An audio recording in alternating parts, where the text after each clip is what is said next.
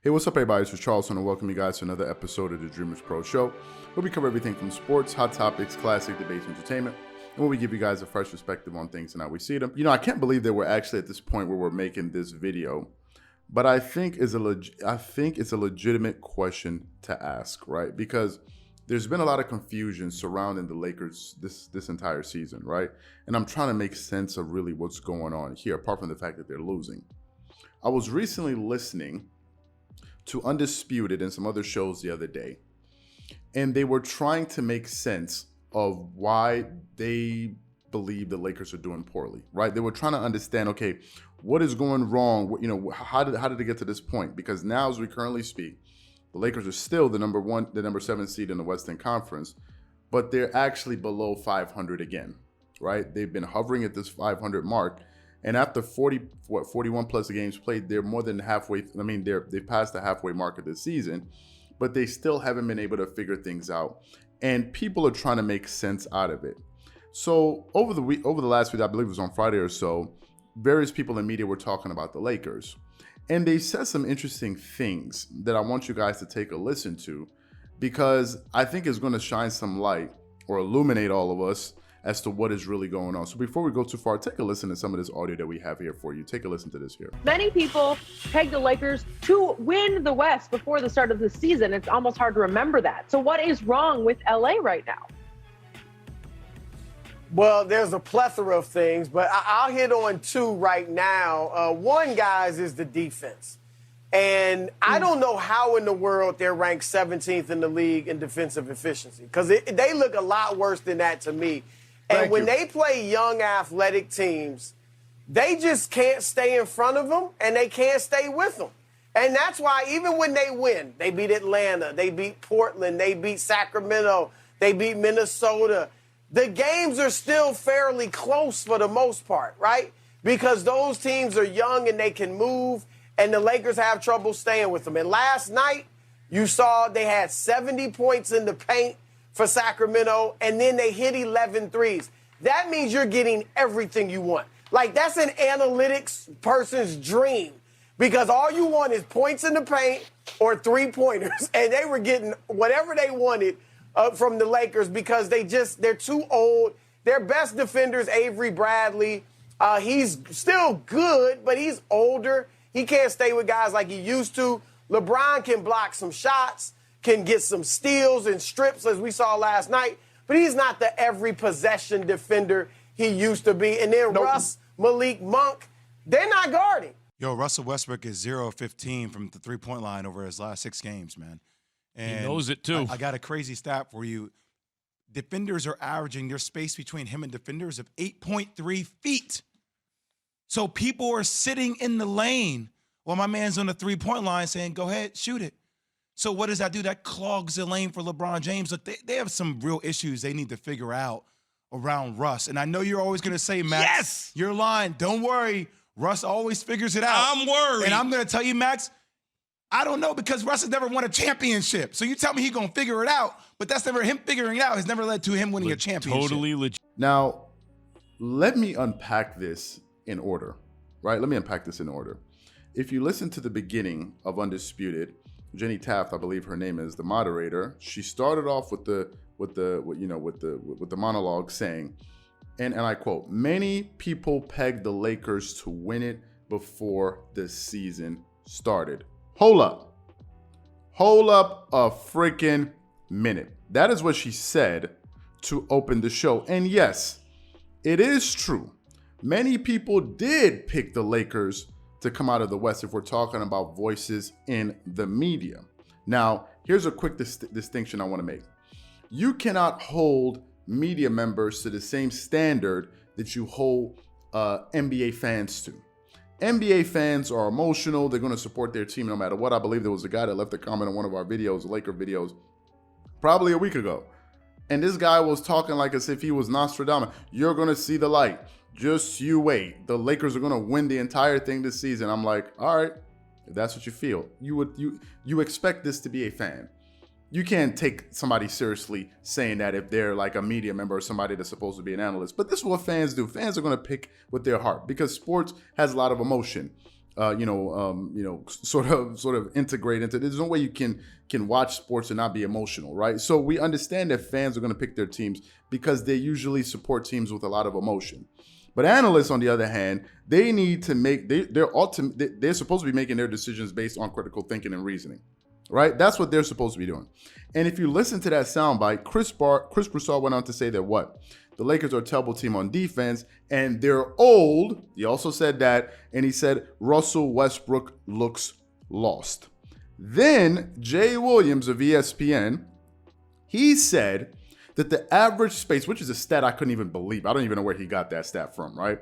He said that the average distance between Russell Westbrook and the defenders is an average of 8 feet, which is actually unconscionable when you think about it in basketball terms, that the average distance between defenders and Russell Westbrook is 8 feet. That's crazy. But here's the reason that is true.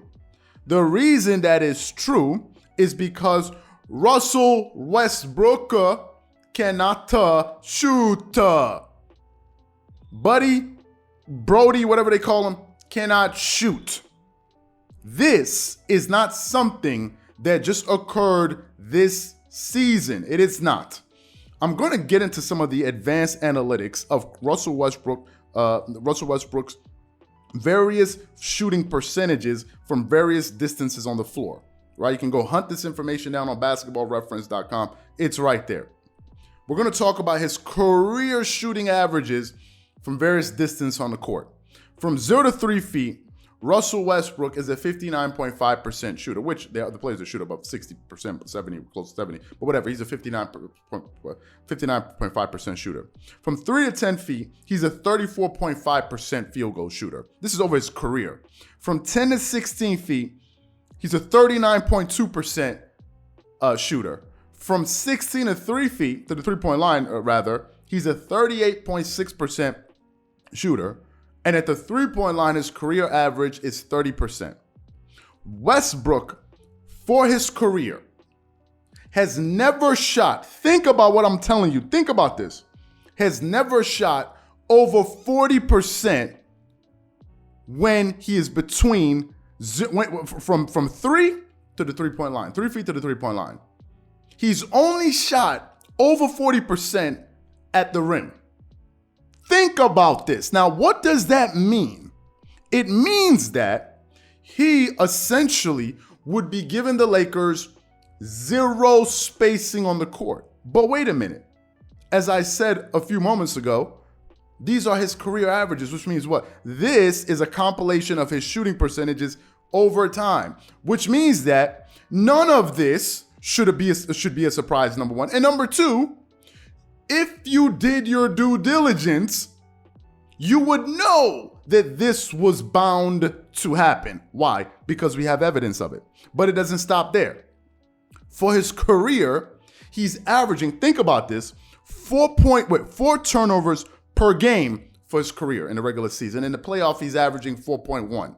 People are shocked that he's averaging so many turnovers. It's who he's always been. In the 2016 season, when he was with the Oklahoma City Thunder, he was averaging 5 turnovers per game during that season. When he was playing with the Houston Rockets with James Harden, what happened? When they found out, too, that he couldn't shoot, what did they do? They had to trade away or get rid of Clint Capella. I think he went to the Wizards. I don't remember. No, the Atlanta Hawks. They traded him away. Why? Because they understood very quickly that Russell Westbrook cannot shoot, and they had to get him to stop shooting threes. And then what they said was just drive to the basket, and he led the league in points in the paint from the moment that they got rid of Clint Capella. So Westbrook never was a shooter. So help me understand something. Knowing all of this, that they're old, that Westbrook can't shoot, that they're going to be terrible defensively, how is it possible that people in the media would come on TV with a straight face and would say that they expect the Lakers to get out of the Western Conference? How is that possible? How is this possible? How is it possible? They were saying that the odds makers gave them the best or the second best overall chances to win the entire thing. So help me understand something. You're now telling me that media members are now relying on odds makers to inform their NBA predictions? Is this what's really happening right now? So we're going to rely on odd men. People are using different metrics to calculate whatever they're doing to, in order this is for people betting. These are the people that's going to be informing us on whether or not how we're going to pick team. Now, I'm not trying to diss anybody, but I'm just trying to understand something. When the Clippers 2 seasons ago lost in the Orlando bubble, in the bubble, I, like most people, picked the Clippers to win it all that season. I was one of the people that picked the Clippers. Not because I like Kawhi Leonard or because I wanted to talk about the Clippers ad nauseum. No. There was clear evidence that this team was going to be a good team. Number one, they finished with the second best record in the Western Conference that year. They finished with a 49-23 record. So they were winning games. They weren't the 7th seed or the 6th seed or hovering around 500 from the beginning to the end. Number one. Number two, I also said that the Lakers and the Clippers were the best teams. Go look at the old videos. There were 2 of the best teams in the Western Conference, and the Lakers finished with the number 1 overall record. The Lakers did. I just never foresaw the catastrophic meltdown that would take place, or that took place, in the second round against the Denver Nuggets. I had never seen Kawhi Leonard melt down like that before. Never. Why? Because the year prior, he just won the NBA championship as the finals MVP with the Toronto Raptors. So there was no precedence for it. I'd never seen anything like that. Never, ever, ever, ever. And I think this is what happens when you sell hype over substance. Because now what is happening is people are now going to spend the rest of the year trying to basically explain why they thought the Lakers, basically trying to explain away what the problems are and trying to backtrack. That's essentially what's happening right now. But how did they get this bad? You should have seen it. The signs were there. Instead of selling people wishes, you could have told them the truth from the very beginning. So these are my thoughts and opinions on this. Whatever you guys think, please leave your thoughts and comments in the comment section below. Again, if you enjoyed the video, be sure to make sure you go ahead and hit the like button, hit the subscribe button, and hit the notification bell to be notified whenever we drop our content.